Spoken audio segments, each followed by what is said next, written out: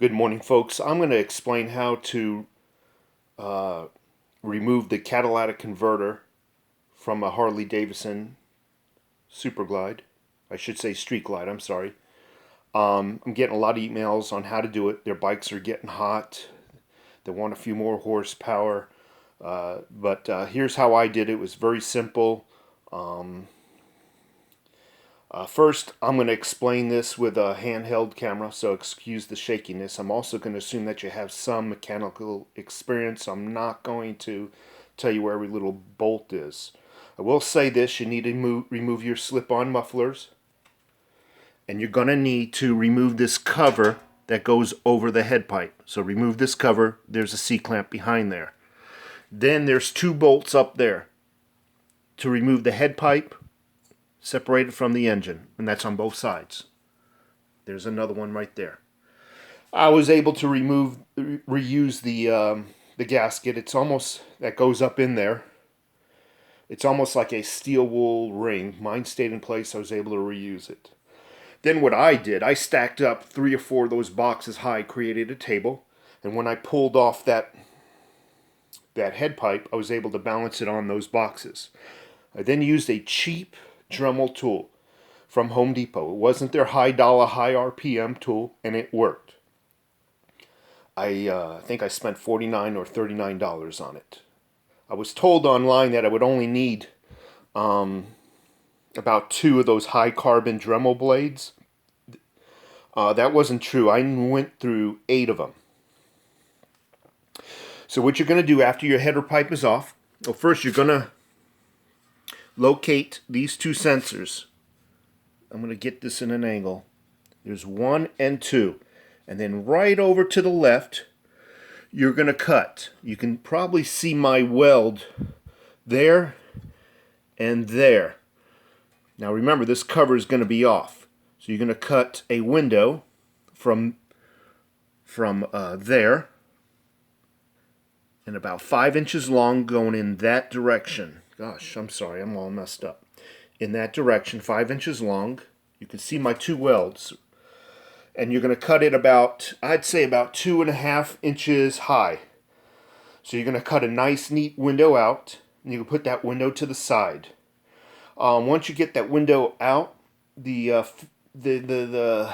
catalytic converter is almost made of a metal sponge. But it's honeycomb shape. Don't get me wrong about the shape.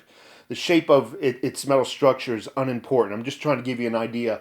Just think of it as a block of metal, aluminum sponge. And you're going to just dig it all out. Then what I did is I took and at the time this was a lot newer, this was a metal brush. This one happened to be copper. The bristles were much longer, so your brush is going to wear out. Put it on the extension of a drill, and I just used that brush to clean out any remnants of that catalytic converter. I then took the muffler, the header pipe, and that little window that I cut out, and had somebody re-weld it back on.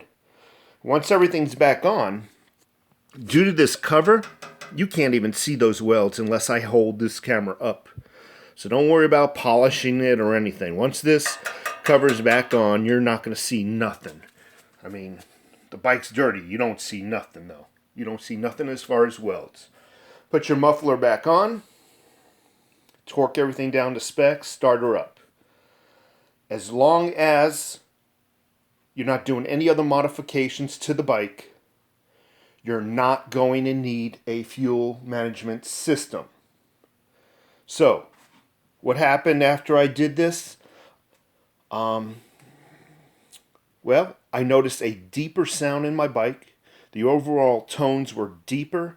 My wife is complaining that the bike is about 5 to 10% louder now with deeper tones.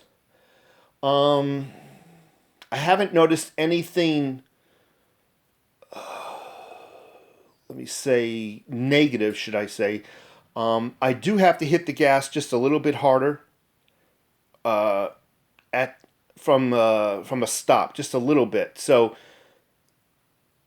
that's all I would say. But what else? What am I trying to say? So from a standpoint of you're at a red light, and before I removed the catalytic converter, there was a certain amount of throttle I had to give to it, and it would take off. Now I have to just give it about 3 or 4 more percent more throttle for it to take off as much. So I notice a little, is that called low end? So I notice a little loss in low end. But that could be, due to no air pressure, no back pressure in the header pipe. But other than that, the bike now runs cooler. I have like I said, no negative side effects. If I had the money, I would put in a fuel management system, but it's not needed. There's no backfiring or anything out of the bike. No stalling, no rough idle. There's really nothing to be afraid of to do this project. All you're going to do is, once again, probably need a cheap Dremel tool, about 8 carbon blades, obviously the tools to remove your header pipe, a couple of screwdrivers to just pry out that metal